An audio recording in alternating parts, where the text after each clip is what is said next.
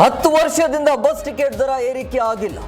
BJP ಅವಧಿಯಲ್ಲೂ ದರ ಹೆಚ್ಚಳ ಮಾಡಿದ್ದು. ಬಿಜೆಪಿಯ ವಿರುದ್ಧ ಸಚಿವ ರಾಮಲಿಂಗಾರೆಡ್ಡಿ ವಾಗ್ದಾಳಿ.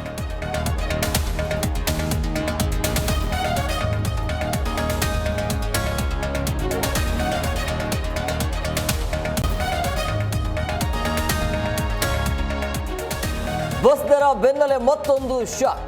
ಶೀಘ್ರವೇ ಮೆಟ್ರೋ ಟಿಕೆಟ್ ದರ ಏರಿಕೆ ಸಾಧ್ಯತೆ. ಸಂಕ್ರಾಂತಿ ಬಳಿಕ ದರ ಪರಿಷ್ಕರಣೆ ಬಗ್ಗೆ ಮೀಟ್.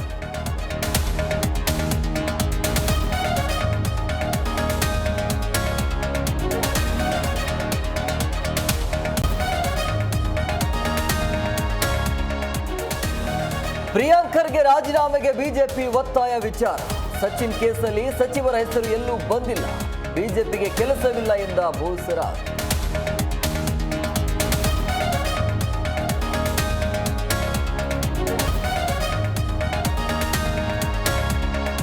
ಲಕ್ಷ್ಮಿ ವಿರುದ್ಧ ಸಿಟಿ ರವಿ ನಿಂದನೆ ವಿವಾದ. ಸಿಐಡಿ ಅಧಿಕಾರಿಗಳಿಗೆ ಘಟನೆಯ ವಿವರಣೆ ಕೊಟ್ಟಿದೆ. ಇದು ನನ್ನ ಸ್ವಾಭಿಮಾನದ ಪ್ರಶ್ನೆ ಎಂದ ಸಚಿವ.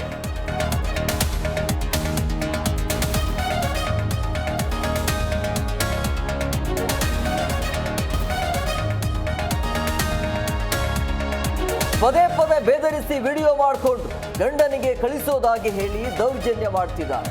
ಬಳ್ಳಾರಿ ಕಲ್ಯಾಣ ಇಲಾಖೆ ಅಧಿಕಾರಿಯ ವಿರುದ್ಧ ಎಫ್ಐಆರ್.